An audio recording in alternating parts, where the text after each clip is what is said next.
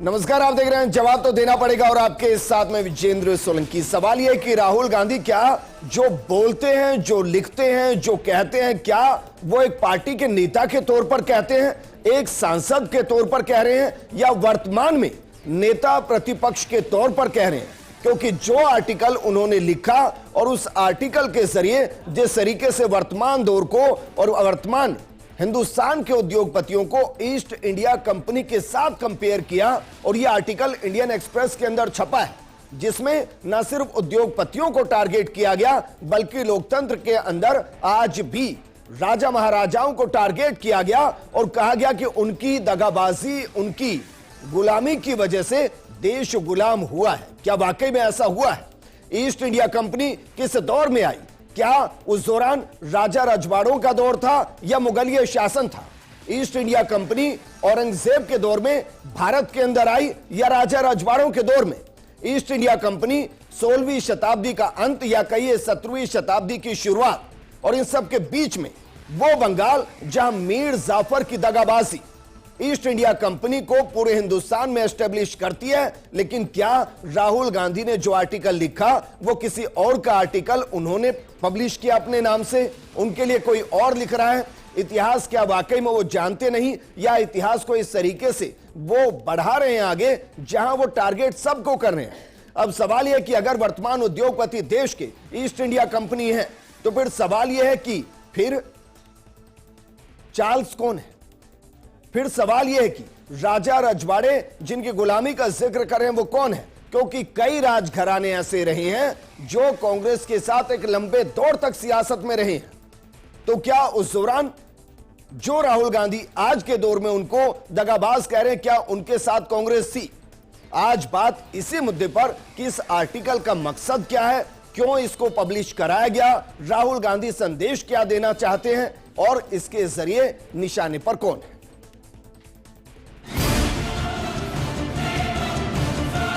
लेख में उन्होंने कहा है कि घोर निंदा करती हूँ,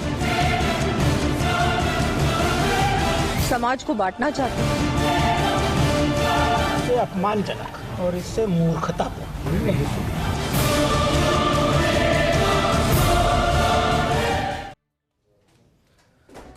इस मुद्दे पर बात करने के लिए हमारे साथ बीजेपी प्रवक्ता राखी राठौड़ जी हैं, कांग्रेस प्रवक्ता पौरुष भारद्वाज जी हैं और इतिहासकार गौरव गुप्ता जी हैं। इनसे इस मुद्दे पर बात करेंगे। लेकिन राहुल गांधी ने आर्टिकल में क्या कुछ लिखा है उसको एक बार आपको समझा देते हैं, जिस पर विवाद चल रहा है। राहुल गांधी ने लेख में लिखा है कि ईस्ट इंडिया कंपनी ने भारत की आवाज अपनी व्यापारिक शक्ति से नहीं बल्कि अपने शिकंजे से कुचली थी। ईस्ट इंडिया कंपनी ने भारत के राजा महाराजाओं को डराकर, धमकाकर और उन्हें घूस देकर भारत पर राज किया था। ईस्ट इंडिया कंपनी खत्म हो गई, लेकिन उसने जो डर पैदा किया वो फिर से दिखाई दे रहा है। एक अधिकारवाद की एक नई पीढ़ी ने उसकी जगह ले ली है। कंपनी ने हमारे ज्यादा लचीले महाराजाओं और नवाबों के साथ साझेदारी करके, रिश्वत देकर और धमकाकर भारत का गला घोटा। इसने हमारे बैंकिंग, नौकरशाही और सूचना नेटवर्क को नियंत्रित किया। हमने अपनी आजादी किसी अन्य राष्ट्र से नहीं खोई, हमने इसे एक अधिकारवादी निगम से खो दिया जिसने एक जबरदस्ती तंत्र को चलाया है।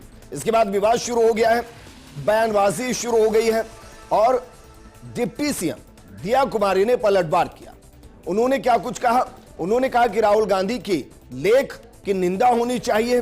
राहुल के लेख में जो कहा गया है उसकी मैं निंदा करती हूं। उन्होंने राज परिवारों को लेकर बहुत उल्टा सीधा लिखा है। उन्हें इतिहास की जानकारी नहीं है, वो एक सांसद हैं, उन्हें जानकारी लेनी चाहिए।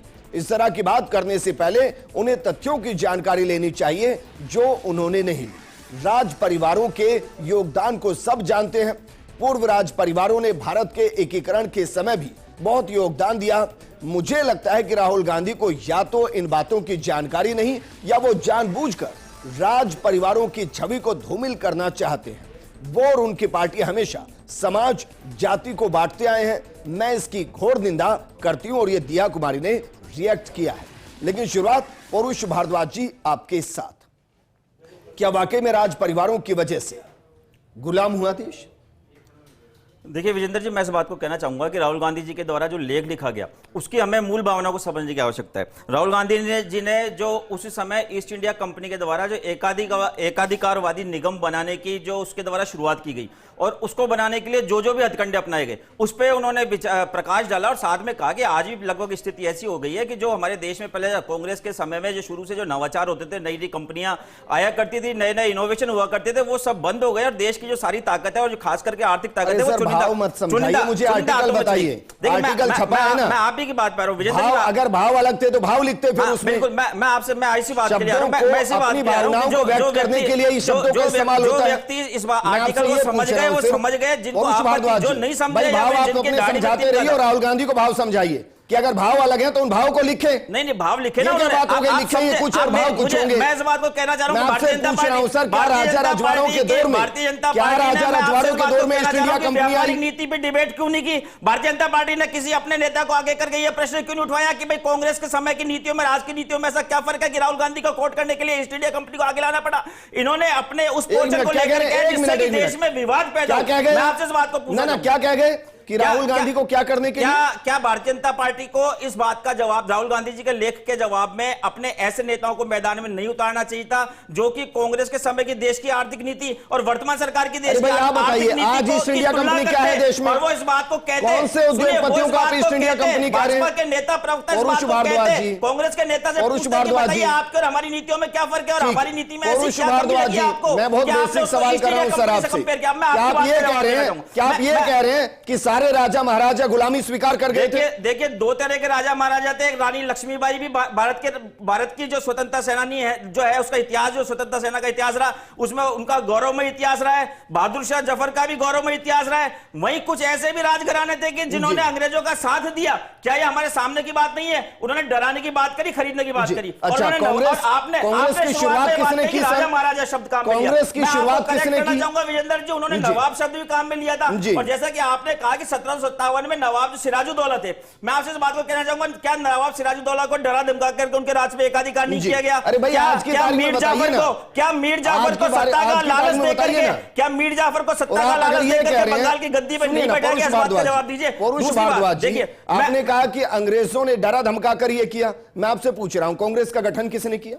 कांग्रेस के गठन की बात थोड़ी ना, मैंने जैसे मैं आपसे इस बात को कह रहा हूं विजेंद्र जी, कांग्रेस का गठन भारतीय ने किया किसी ने? एक वर्ग में दोनों तरह के लोग होते हैं। कांग्रेस का गठन किसी भारतीय ने किया, अंग्रेज ने किया? जिन्होंने देश का समर्थन किया, राजा महाराजा ऐसे ही भी थे जिन्होंने अंग्रेजों को भारद्वाज जी भाई इधर-उधर घूम रहे हैं, बार-बार अच्छी खबरें लिखते हैं, बार-बार इधर-उधर घूम रहे हैं, खराब खबरें लिखते हैं। गौरव गुप्ता जी, गौरव गुप्ता जी, सर राहुल गांधी को कुछ भी कहने और कुछ भी बोलने से पहले कम से कम ये तो ध्यान में रखना चाहिए कि वो नेता प्रतिपक्ष है। और दूसरा, अगर वो ईस्ट इंडिया कंपनी का कंपैरिजन वर्तमान से कर रहे हैं तो क्या वो अपने उन उद्योगपतियों को टारगेट करें जो सबसे ज्यादा फले फूले ही कांग्रेस के दौर में है? देखिए, वर्तमान की तुलना किसी भी तरह ईस्ट इंडिया कंपनी से नहीं की जा सकती। वर्तमान में जो हमारे उद्योगपति हैं वो ऐसे हैं जिनका उदय ही कांग्रेस राज में हुआ था। वर्तमान उद्योगपति अगर व्यापार कर रहे हैं तो देश के लोगों को रोजगार दे रहे हैं, देश में ही इन्वेस्टमेंट कर रहे हैं। ईस्ट इंडिया कंपनी ने तो बिल्कुल ही अलग काम किया था। हमारे जो उद्योग धंधे थे उनको बर्बाद करके सारा निर्माण जो था इंग्लैंड में होता था, उस माल को उन्होंने इंडिया में बेचना शुरू किया था। उन्होंने इंडिया को एक मार्केट बना के रखा था और सिर्फ एक सोर्स ऑफ रॉ मटेरियल बना के रखा था। जबकि वर्तमान उद्योगपति तो देश में ही उद्योग लगा रहे हैं। वर्तमान सरकार की उस ये कहना कि देश को बर्बाद करना चाहती है, बिल्कुल ही गलत है। उद्योगपतियों से चंदा जाता है कांग्रेस को तब वो बुरा नहीं लगता। देखिए, अगर आप उदाहरण देखें उद्योगपतियों का, सेना के लिए ट्रक बनाने का कॉन्ट्रैक्ट बरसों पहले टाटा कंपनी को कांग्रेस के राज में मिला था। अब उस टाटा कंपनी को स्पेन के साथ C-295 कार्गो प्लेन बनाने का जो अभी स्पेन से कॉन्ट्रैक्ट हुआ है वो उसको भी मिल रहा है।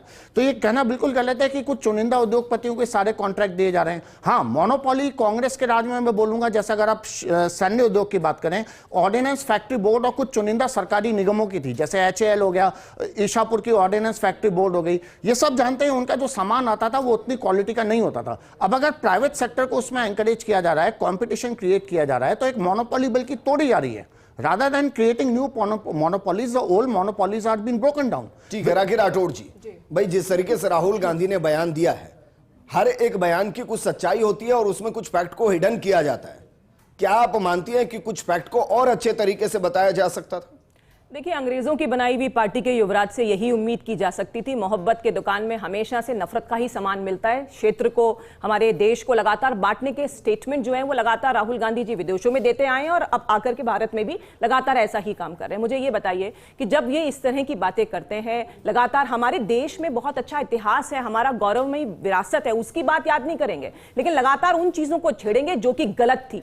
जिस तरह से ये बात कर रहे हैं, आप भी मुझे बताइए कि आज एक देश जो हमारा बना हुआ है उसको एकीकृत करने में अगर सबसे ज्यादा योगदान किसी का रहा तो वो राज परिवारों का रहा। राज परिवारों के साथ मिलकर ही पटेल ने हमारे देश का जो रूपरेखा है आज वो कंस्ट्रक्ट की थी। उन्होंने योगदान दिया, उसको तो याद नहीं करेंगे, लेकिन हम लगातार बांटने का बात करेंगे, चाहे वो भाषा के नाम पर हो, चाहे वो क्षेत्र के नाम पर हो, चाहे धर्म के नाम पर हो। कभी आरक्षण की बात करेंगे, कभी जाति की बात करेंगे, और अब ये नया सगुफा लेकर आए हैं। मैं पूछना चाहती हूं, अर्थव्यवस्था पे बात कर रहे थे मेरे साथी अभी, फ्रजाइल 5 से फास्टेस्ट ग्रोइंग 5 में कहां पर आए? हम मोदी गवर्नमेंट के बीच में ही आए। यूनिकॉर्न का मतलब अगर मुझे बता दे मेरे साथी तो मैं इन्हें मान जाऊं, लेकिन 100 से ऊपर यूनिकॉर्न अगर बने हैं तो हमारे देश में बने। आज देश में प्रोडक्शन हर चीज का बन रहा है। चाहे रक्षा सौदों की अगर मैं बात करूं तो पहले सारे उपकरण बाहर से आते थे और अब मेड इन इंडिया की बात हो रही है। अगर हर घर के अंदर लखपति दीदी बन रही है, इनको समस्या है। अगर हमारा देश जो है वो आगे बढ़ रहा है, इनको समस्या है। चीन जो इनको फंडिंग करता है वो हमारे साथ समझौता कर करके अभी बॉर्डर से पीछे हट रहा है, इनको समस्या है। देश आगे बढ़ता है क्योंकि विदेशी मानसिकता है, अंग्रेजों की बनाई हुई पार्टी की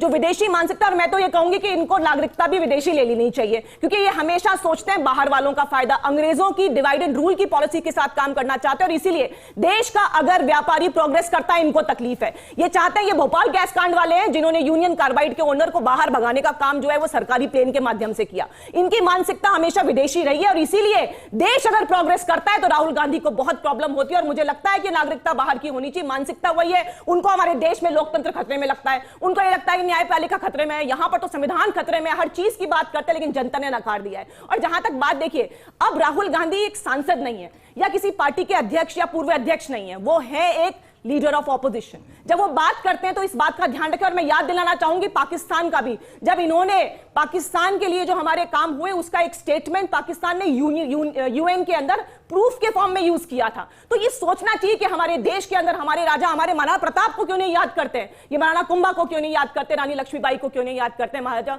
शिवाजी छत्रपति महाराज को क्यों नहीं याद करते। ऐसे लोग, अनेकों लोग हैं जिनको याद किया जा सकता है और मुझे गौरव है अपने देश पर। मुझे कहीं समस्या नहीं है इस बात पर, लेकिन राहुल गांधी को प्रॉब्लम है। क्यों प्रॉब्लम है? क्योंकि विदेशी मानसिकता है। आप जो कांग्रेस के मेरे साथी हैं हर क्षेत्र में, बताइए आपकी पॉलिसीज और हमारी पॉलिसीज में इतना फर्क क्यों हुआ कि हम फास्टेस्ट इकोनॉमी के रूप में हुए डेवलप, पर कैपिटा इनकम में इंक्रीज हुआ, लगातार जो ईज ऑफ डूइंग बिजनेस है उसके रेट में हम लोग लगातार आगे बढ़े। बाहर की कंपनियां क्यों हमारे पास आ रही हैं? क्यों ऐसा हो रहा है कि हमारे देश के अंदर प्रोडक्शन बढ़ रहा है? प्रॉब्लम इनको इस बात से है कि देश का नागरिक क्यों आगे बढ़ रहा है। क्यों? क्योंकि गरीबी हटाओ का नारा देने वाली कांग्रेस पार्टी लगातार ये चाहती थी कि देश गरीब रहे, गुमराह कर ले उनको और उसके बाद सिर्फ और सिर्फ वोट ले ले। अब तो मुस्लिम महिलाएं भी नहीं देती इनको वोट, क्योंकि ट्रिपल तलाक से आजादी अगर किसी ने दिलाई है तो वो भारतीय जनता पार्टी की मोदी गवर्नमेंट ने कराई है। देखिए, मैं बहुत गंभीरता से इस चर्चा को कर रहा हूं।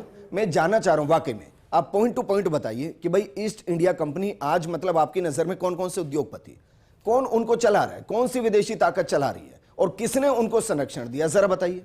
देखिए विजेंद्र जी, मैं इस बात को कहना चाहूंगा, जैसा कि मैंने पहले कहा कि उन्होंने एक स्थिति की तुलना की थी कि भाई जैसे जिस प्रकार पहले भारत के जो तमाम उद्योग धंधे थे उन पे आकर के ईस्ट इंडिया कंपनी ने राजाओं के मार्फत, राजाओं को डरा करके, राजाओं को बेचारों को मार करके, राजाओं को, कुछ राजाओं को खरीद के, उनको उसके बाद में जिस प्रकार से भारत की इकोनॉमी पे कब्जा किया, वो स्थिति देखिए, हाँ मुगलिया, बिल्कुल मुगलिया शासन, नवाब शब्द काम में लिया, नवाब शब्द काम में लिया। आप लेख पढ़िए, राजा महाराजा राजा रजवाड़ा। मैं आपसे बात, आप मुझे से बात का जवाब दे दीजिए। ज्योतिरादित्य सिंधिया जी स्टेटमेंट दे रहे थे, मुझे बताइए 1857 की क्रांति में ग्वालियर राज कराने का क्या योगदान था? जयपुर शहर में यादगार जो है वो किसकी याद में बनाई गई, मुझे बताइए।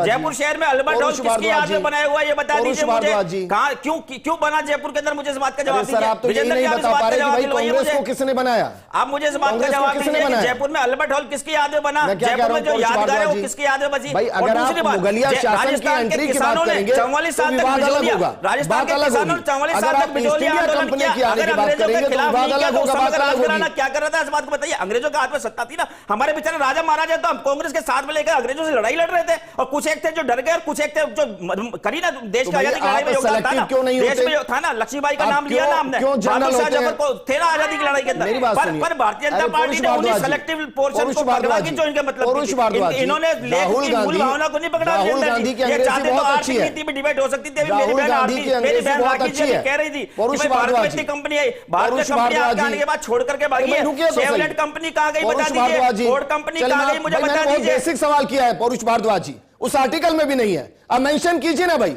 कि ये फला फला उद्योगपति हैं जो देश के अंदर ईस्ट इंडिया कंपनी की तरह काम कर रहे हैं, क्यों नहीं कर रहे आप? मैं आपसे इस बात पे जवाब देना चाहूंगा। करेंगे उधर भी करेंगे, सेलेक्टिव नहीं होंगे। देश में टाइनोर, इनमोबी, मान्यवर, जोमेटो जैसी नवाचार कंपनियां यूपीए 2 यूपीए 1 के समय में थी। L and T, Haldiram, Arvind eye hospital, IndiGo, Asian company, Asian paint company, HDFC, Bajaj auto, Bajaj finance, Cipla, Mahindra, इन सब का जिक्र किया ना राहुल गांधी जी ने। मैं आपसे पूछना चाहूंगा कि भारतीय जनता पार्टी की प्रवक्ता ये बताए कि पिछले 10 सालों के अंदर पिछले 10 सालों के अंदर भारत में क्या नवाचार हुए, क्या नई प्रोडक्शन लाइन करी गई। आप विदेशों से सामान लेके आते हो, उनके असेंबली का यहाँ पे करते हो और आप बोलते हैं कि मेक इन इंडिया। चीन ने खुद ने आपकी पोल खोली है। भाई अगर शोरी करना है तो एक अलग बात है, ईस्ट इंडिया कंपनी का मतलब समझते हैं या नहीं समझते? मुझे लगता है कि भारतीय जनता पार्टी को समझने की आवश्यकता है। मुझे आप बताएं क्या पूछ रहा हूं आपसे, समझ रहे हैं ईस्ट इंडिया कंपनी का बिल्कुल समझ रहा हूं। तो बताइए अब कौन से उद्योगपति हैं जो ईस्ट इंडिया की तरह काम कर रहे हैं? मैं आपसे इसी बात को तो कहना चाह रहा हूं कि विजेंद्र जी आप इस बात को देखिए, जैसे हमने जयपुर सहित जो 5 एयरपोर्ट वाले थे मामले, सरकार ने नीति क्यों बदली मुझे बताइए। एक अपने चुनिंदा मित्र को नीति के हाथ में एयरपोर्ट सौंपने के लिए नीति बदली ना।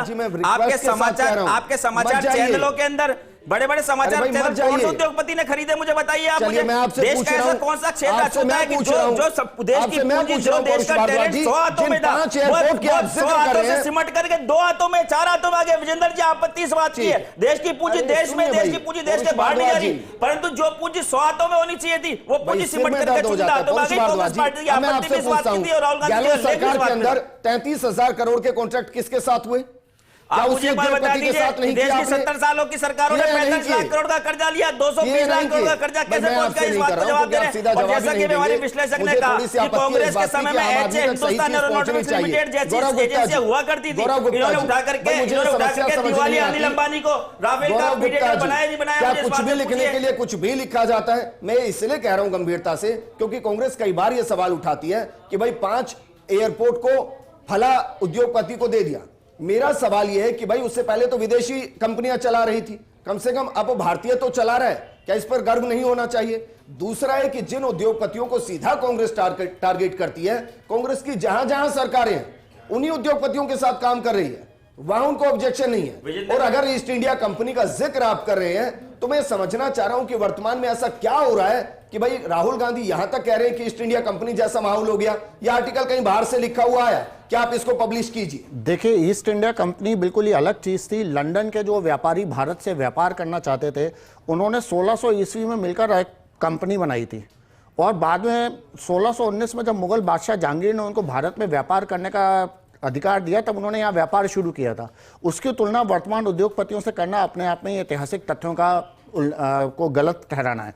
दूसरी बात, जो एक बात बार बार कही जाती है, कांग्रेस ने आज़ादी की लड़ाई लड़ी, कांग्रेस ने आज़ादी की लड़ाई लड़ी, ये अपने आप में इतिहास का एक मिथक है। खाली कांग्रेस ने ही देश की आज़ादी की लड़ाई नहीं लड़ी थी, बहुत से अन्य संगठन थे, बहुत से अन्य व्यक्ति थे जिनका योगदान आज इतिहास में बिल्कुल भुला दिया गया है। इसलिए इतिहास के भी पुनर्लेखन की आवश्यकता है। अगर आप इतिहास की किताबों में ही देखें तो आज भगत सिंह, चंद्रशेखर आजाद, गठन किसने किया? एओह्यूम, उनका कौन थे वो? एओह्यूम एक रिटायर्ड इंडियन सिविल सर्विस के अंग्रेज ऑफिसर थे, सर एलन ऑक्टेवियन ह्यूम। उनका बहुत बड़ा योगदान था कांग्रेस की स्थापना में। उन्होंने कुछ लीडिंग उस समय के जो हिंदुस्तानी नेता थे, उनको पत्रकार, वकील वगैरह थे, उनको साथ इकट्ठा करके ये पार्टी गठित की थी। और ज्यादातर इतिहासकारों का यह मानना है कि एओ ह्यूम के लॉर्ड डफरिन जो उस समय के वायसरॉय थे, उनका आशीर्वाद प्राप्त था। उद्देश्य यह था एक सेफ्टी वॉल थ्योरी की तरह कांग्रेस काम करेगी, मतलब कांग्रेस साल में अपना एक जगह अधिवेशन करेगी, जो देश के माने हुए पत्रकार, वकील वगैरह हैं वो इकट्ठे होंगे, कुछ वो पेटिशंस भेजेंगे अंग्रेज सरकार को, प्रस्ताव पास करेंगे, न्यूज़पेपर में आर्टिकल लिखेंगे, जिससे कि अगर हिंदुस्तान में कोई 1857 जैसी स्थिति दोबारा आने की सिचुएशन है तो अंग्रेज सरकार को पता पड़ जाएगी। लेकिन बाद में कांग्रेस धीरे धीरे राष्ट्रवाद आंदोलन की तरफ बढ़ने लगी थी। लेकिन अगर हम वर्तमान में देखें तो कोई भी उद्योगपति ऐसा नहीं है जो देश में बिल्कुल मोनोपोली स्थापित का उदय कब हुआ सर? क्या मोदी सरकार में हुआ? सबका उदय कांग्रेस राज में हुआ है। आप बता दीजिए अंबानी तो घराना, ईस्ट इंडिया कंपनी का मतलब मैं समझना चाह रहा हूं सर। मैं बहुत गंभीरता ईस्ट से इंडिया कह रहा हूं कंपनी तो कि भाई कभी आप संविधान को लेकर क्वेश्चन करते हो, कभी आप सेंसेक्स को लेकर क्वेश्चन करते हो, कभी आप धर्म को लेकर क्वेश्चन करते हो। जब सब कुछ नहीं चल रहा है इलेक्शन में तो अब ईस्ट इंडिया कंपनी को उठाकर लिया है, मतलब कहीं तो रुकेंगे ना। ईस्ट इंडिया कंपनी का तो मतलब यह हुआ कि कोई विदेशी कंपनी यहां आ रही है और सारे व्यापार पे और उद्योग पे कब्जा कर ले रही है। ऐसा तो नहीं हो रहा है जी। तो फिर अच्छा, किस राहुल बात से- गांधी को यह कहना चाहिए था इंडियन कंपनी, हाँ, ईस्ट हटा देना चाहिए था। पर इंडियन कंपनी की किसकी मोनोपोली हो रही है? अगर आप सैन्य क्षेत्र में ही देखें तो लोकेश कंपनी एक नया नवाचार है जो असमी पिस्टल बना रही है, जो भारतीय सेना को दी जा रही है। भारत फोर्ज एक नया नवाचार कंपनी है जो ATAGS आर्टिलरी गन्स बना रही है। टाटा ग्रुप का स्पेन के साथ कॉन्ट्रैक्ट हो रहा है, वो C-295 प्लेन्स बना रहे हैं। लार्सन एंड टर्बो को भी कॉन्ट्रैक्ट मिल रहे हैं। ऐसी कौन सी एक कंपनी है जिसको सारे कॉन्ट्रैक्ट मिल गए हैं? जी। अडानी पावर झारखंड में है जहां पे इनकी सरकार है, कांग्रेस की सरकार है। तो ये तो सभी उद्योगपति सभी पार्टियों को समर्थन देते हैं, सभी पार्टियां सभी उद्योगपतियों को समर्थन देती जाकिर हैं। राठौड़ जी, कहीं ऐसा तो नहीं है कि भाई एक एक, जैसे मैं इस शब्द का इस्तेमाल यहां नहीं करूंगा, लेकिन अमूमन होता है टूल किट जिसमें एक एजेंडा सेट होता है। तो ऐसा तो नहीं है कि अभी क्योंकि सारे एजेंडे जो चलाए गए, चाहे वो संविधान को लेकर हो या बाकी चीजों को लेकर हो, उनका इंपैक्ट जनता पर नहीं आया। तो चलिए ईस्ट इंडिया कंपनी के साथ इसको कनेक्ट करते हैं और उसके साथ एक नया नैरेटिव सेट करते हैं। देखिए, राहुल गांधी जी ने कई बार ये प्रयास किया। हरियाणा में जलेबी तक की बात हुई, उससे पहले भी जब वो बाहर गए तो उन्होंने लगातार लोकतंत्र की, संविधान की बात की, आरक्षण पर बात की, लेकिन वो बात नहीं चली। जनता समझती है कि इस तरह के जब स्टेटमेंट्स राहुल गांधी जी देते हैं तो सीरियसली जनता उनको लेती नहीं है। और मैं तो साफ साफ कहूंगी, जो योगी जी लगातार बात कह रहे हैं कि बटेंगे तो कटेंगे, आज देश जो है वो एक अखंड भारत के रूप में काम कर रहा है। अगर हम बटेंगे, जिस तरह से Congress party divide and rule की पॉलिसी के साथ सबको बांटने का प्रयास करती है, इस तरह के स्टेटमेंट देती है जिससे एक वर्ग के अंदर कहीं ना कहीं असंतोष होता है। अभी सिखों के लिए एक स्टेटमेंट दिया कि उन्हें गुरुद्वारा जाने में, उन्हें कड़ा पगड़ी पहनने में प्रॉब्लम होती है, उससे सिखों के बीच में एक फिर से नैरेटिव शुरू हो गया। तो मुझे लगता है कि जो हमारा देश का एक पूरा एक हम अनेकता जो हमारे है, बहुत सारे लोग हमारे बीच में है, उनमें हम एकता की बात करते हैं, हम लोग सबका साथ सबका विकास की बात करते हैं, लेकिन बटेंगे तो कटेंगे, सही है, बिल्कुल सही है। अगर हम बटेंगे तो कटेंगे, जिस तरह से ये लगातार बांटने का काम करते हैं, आप देखिए ना, आप देखिए पौरुष जी, किस संदर्भ में, हाँ, मैं बता रही हूँ, समझ लेना, राष्ट्र के संदर्भ में, अभी समझ लेना, अभी समझ लेना, अभी समझ लेना, अभी समझ लेना। आपको भी कम समझ में आता है, राहुल गांधी जी को भी कम समझ में आता है। मैं समझा रही हूँ तो समझे ना। अरे समझिए, को कहना चाह रहे हैं कि धर्म विशेष के लोगों की एकता की बात हो रही है, राष्ट्रीय एकता की बात हो रही है, इस बात को तो क्लियर करवाइए अपने नेताओं से। आप लोग अपने अपने हिसाब से उसको परिभाषित करते हैं, समझ आप लोगों में नहीं होती, ना बोलने की समझ होती, ना लिखे हुए समझने की समझ होती है। आप लोग अपने अपने हिसाब से उसका इंटरप्रिटेशन करते हैं और अपने अपने हिसाब से बातों को फैलाते हैं। आप मुझे इस बात का जवाब दीजिए, बटेंगे तो कटेंगे, बिल्कुल निश्चित तौर पर मैं सहमत हूं आपकी बात से, परंतु क्या ये देश, क्या बटेंगे तो कटेंगे शब्द जो है वो समस्त देशवासियों के लिए या सिर्फ धर्म विशेष के लिए राखी जिस बात का जवाब देना पड़ेगा, आपको भी देना पड़ेगा, अपने नेताओं को भी देना पड़ेगा। मिलाहट है ना जो, वो साफ नजर आप मुझे जवाब दीजिए इस बात का, बटेंगे तो कटेंगे किसके लिए बोला गया? बाकी को मुझे बताइए, बटेंगे तो कटेंगे किसके लिए बोला गया? ये मैसेज किसको है, बटेंगे तो कटेंगे? क्या धार्मिक मैसेज है, राष्ट्रीय मैसेज है? इस बात का जवाब दीजिए। पूछ रहे हैं, देखिए, मैं विजेंद्र जी 1939 में जातिगत जनगणना हुई थी। उस समय हमारे देश के अंदर 1939 में हुई थी। उस समय हमारे देश के अंदर 4000 जातियां थी, और अब जो अंदाजा लगाते हैं उसमें ये बताते हैं कि 40,000 से ऊपर की जातियां हो चुकी हैं। ये जो डिवीजन हुआ है, लगातार कांग्रेस पार्टी का रूल रहा, उन्होंने लगातार हमारे देश को, हमारे प्रदेश को बांटने का काम किया कि तुम ब्राह्मण हो, तुम राजपूत हो, तुम मीणा हो, तुम एसी हो, तुम क्या राष्ट्रीय एकता नहीं होनी चाहिए? क्या एकता सिर्फ एक धर्म विशेष में, क्या हमारे सनातन में होनी चाहिए? क्या 4 धर्म 5 धर्म मिलकर के एक राष्ट्र नहीं बनना चाहिए? इस बात का जवाब भारतीय जनता पार्टी देने से क्यों कतराती है? भारतीय जनता पार्टी को पता है कि 80% जो देश के सनातनी मतदाता है उनको भड़काओ, उनमें आग लगाओ, उनको कैसे भड़का करके सत्ता हासिल की जाती है, कैसे वोट बैंक बनाया जाता है, भारतीय जनता पार्टी सीखना चाहिए। अगर आप एकता की बात करते हैं तो आपको राष्ट्रीय एकता की आपको बात करनी चाहिए, आपको कहना चाहिए हिंदू मुस्लिम सिख ईसाई आपस में सब भाई भाई, बिल्कुल क्या कह रहे हैं परुष भारद्वाज जी? 17% परुष भारद्वाज जी, क्या नारा लगाया अभी इन्होंने? ये नारा क्या नारा लगाया? बटेंगे तो कटेंगे कहते हैं ना, आपने क्या नारा लगाया? हिंदू मुस्लिम हिंदू मुस्लिम सिख ईसाई आपस में सब भाई भाई। 1984 में क्या हुआ था? सिर्फ सिखों को 1984 में आप लोगों कांग्रेस ने। पार्टी उसके अभी सहमत थी। सिखों की बात हमने खुद करी ने आपने। हमारी पार्टी के नेता को जेल भेजा ना, हमने खुद ने अपने क्या 1947 में क्या हुआ गुजरात सर? कांड में भारतीय जनता पार्टी ने खुद ने आगे बढ़ के 1947 में क्या हुआ? हमने धर्म अगर उस के समय आधार पर कुछ जब हुआ बटे? तो क्या हमने उस पर कार्रवाई कितनी नहीं की? गर्दनें विजेंद्र कटी जी, सर? विजेंद्र जी, क्या हमने कार्रवाई नहीं कमाल की? इस कर बात रहे को हैं सर। बताइए। क्या ऐतिहासिक तथ्य इस बात को नहीं कहते कि यदि हमारे नेताओं पे कोई आरोप लगते तो सबसे पहले हमारी पार्टी की सरकार ने खुद ने आगे बढ़कर उनके खिलाफ कानूनी कार्रवाई की?